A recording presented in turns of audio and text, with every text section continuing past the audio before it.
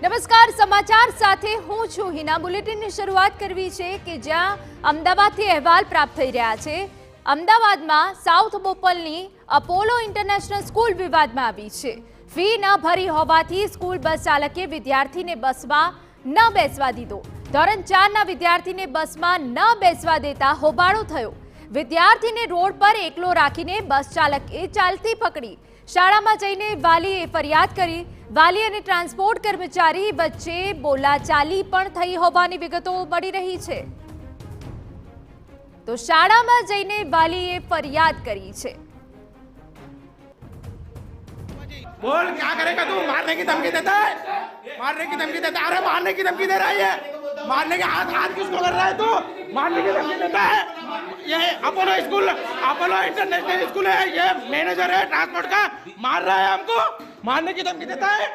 तू देख हम खाली मारने की धमकी दे रहा। बोल बोल बोल तू बोल, खाली बोल तू आज तू बोल ले। મેડમે કીધું કે અમે એમની ભૂલ છે, અમે એમને સમજાવશું એમ, પણ એવું ના, કાલે અગર છોકરો કિડનેપ થઈ ગયો તો કોણ જવાબદારી રાખશે? અહીંયા સ્કૂલવાળાએ ના કે આ તુષાર ના કે તુષારની તો ફૂલ દાદાગીરી છે।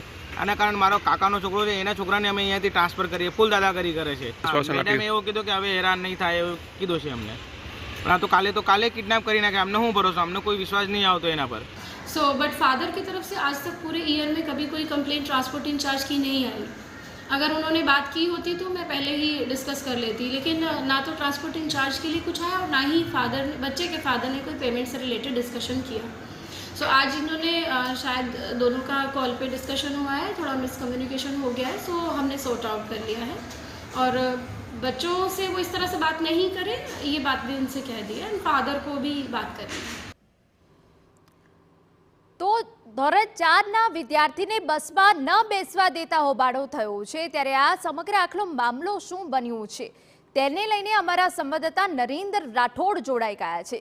નરેન્દ્ર, આપની પાસે સમગ્ર વિગતો જાણવી છે। આખલે મામલો શું થયો છે, શું ઘટના બની છે?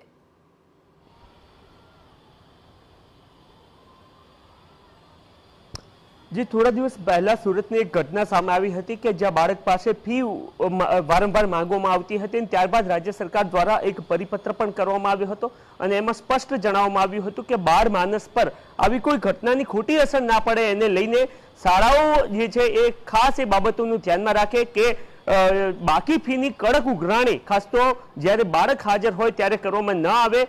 कोई पण फी बाकी होय तो एने लईने सीधो वालीनो संपर्क करवामां आवे। परंतु अहींया आपणे जे बोपलमां घटना बनी छे एनी अंदर स्पष्ट जोवा मळी रह्युं छे के केवी रीतना जे स्कूल बस छे एना संचालक द्वारा पेरेंट्स यहाँ उपस्थित था, ए समयगाळा दरमियान ज बाळकनी 10,000 फी ट्रांसपोर्टेशन फी बाकी हती अने अमदावादना आंबावाड़ी विस्तारथी साउथ बोपले बस आववानी हती अने त्यांथी आ विद्यार्थी छे अपडाउन करतो हतो अने त्यांथी जे विद्यार्थीने कारण के एनी 10,000 फी बाकी हती एना कारणे एने बेसवा देवामां न आव्यो हतो अने एना ज कारणे जे प्रकारना विडियो आप जोई रह्या छे के केवी रीतना पेरेंट्स छे ए स्कूल पर आव्या हता। साउथ बोपलमां आवेल अपोलो इंटरनेशनल स्कूलनी आ घटना छे।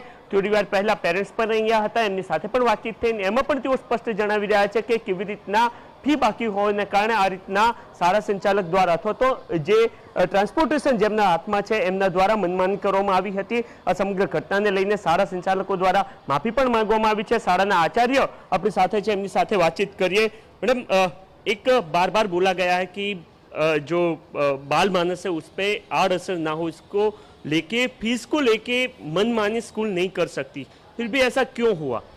वैसे हमने आज तक हमेशा ही फी रेगुलेशन कमेटी का हर नॉर्म फॉलो किया है, कभी कोई स्कूल की फ़ीस से रिलेटेड और ट्रांसपोर्ट फीस से रिलेटेड कभी कोई इशू नहीं आया।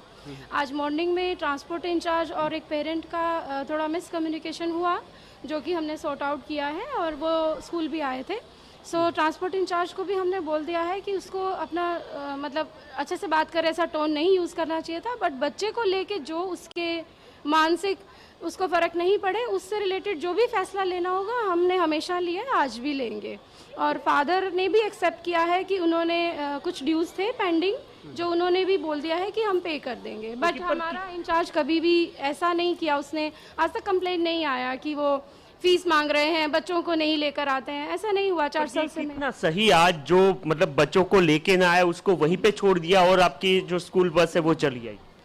सर उसमें पेरेंट और ट्रांसपोर्ट इंचार्ज की मॉर्निंग में कोई बहस हुई है और उसमें दोनों ने एक्सेप्ट कर लिया है कि हमारा मिसकम्युनिकेशन हुआ था, जिसमें उन्होंने भी जो टोन में जवाब दिया वो दोनों को ही ठीक नहीं लगा, तो वो सॉर्ट आउट हो गया है अभी। मैडम, ये मिसकम्युनिकेट कहते हो या इसको, या फिर आपकी गलती मानते हो इसको कि ऐसा नहीं करना चाहिए? बिल्कुल ट्रांसपोर्ट इंचार्ज को अच्छे टोन में ही बात करना चाहिए। अगर कुछ है भी ऐसा तो वो शाम को डिस्कस कर सकते थे, सुबह नहीं करना चाहिए था। हमने उसको बुला के बोल दिया और उसने अपना गलती एक्सेप्ट किया। अगर किसी की फीस बाकी हो तो ऐसे कर सकते हो क्या? नहीं, किसी का फीस के लिए किसी भी बच्चे को कभी कोई बात नहीं कही हमने आज भी, और कल भी नहीं कहेंगे। और ऐसी कोई प्रॉब्लम ट्रांसपोर्ट इंचार्ज ने बोला कि मैंने कभी ऐसा बहस नहीं किया, बट मॉर्निंग में शायद दोनों का टोन ऐसा रहा कि कोई बहस हो गई। पेरेंट्स तो ये बोल रहे हैं जो वीडियो है उसमें कि मुझे जान से मार देने की धमकी दे रहे हैं ये ट्रांसपोर्ट इंचार्ज। देखिए वो उनका अपना है, जो भी उन्होंने बोला। हमारे सामने तो जब बात हुई थी दोनों इस तरह से नहीं बोल रहे थे। जो भी उसने कहा आई डोंट नो, लेकिन हमारे सामने तो जो डिस्कशन हुआ उसमें सॉर्ट आउट हो गया, दोनों ने अपनी बात मान ली एंड वो चले गए।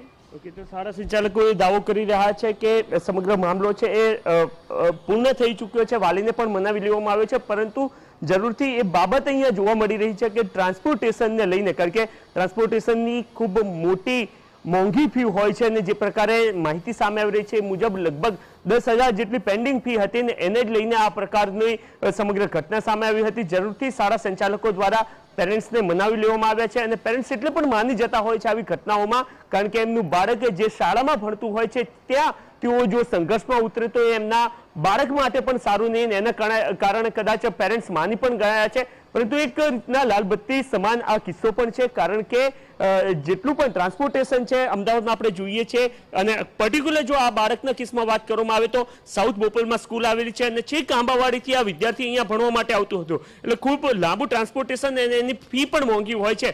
અને સ્થિતિમાં આ રીતના મનમાની કરવામાં આવી અને એના જ કારણે કદાચ થોડા સમય પહેલા રાજ્ય સરકાર દ્વારા જે પરિપત્ર કરવામાં આવ્યો તો એમાં પણ સ્પષ્ટ કરવામાં આવ્યું હતું કે કોઈ પણ પ્રકારની ડ્યુ ફી એટલે કે બાકી ફીને લઈને જનમાનસ પર અથવા તો બાળ માનસ પર કોઈ પણ પ્રકારની ખોટી અસર ના પડે એ પ્રકારે ફીનું ઉઘરાણું ના કરવું જોઈએ, ચાહે સ્કૂલ ફીની વાત હોય કે પછી એ ટ્રાન્સપોર્ટેશન ફીની બાબત હોય।